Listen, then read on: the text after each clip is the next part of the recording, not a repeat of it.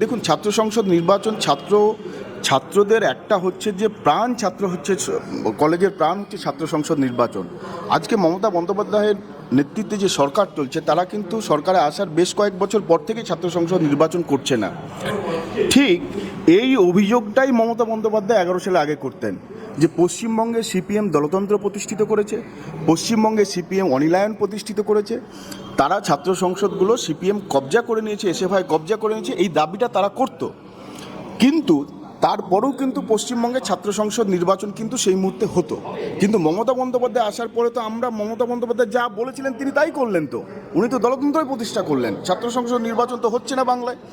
তো ওনার ছাত্র সংসদ নির্বাচন না করার পিছনে ভয়টা কি, এটা আমাদের হচ্ছে যে বিষয়। আজকে হচ্ছে যে আমরা এই দাবিটা তুলেছি এবং আগামী দিনে আমরা ছাত্র সংসদ নির্বাচন যাতে আপনার খুব দ্রুততার সঙ্গে হচ্ছে ঘোষণা করা হয়, এই দাবি নিয়ে আমরা বৃহত্তর আন্দোলন ডাক দেবো।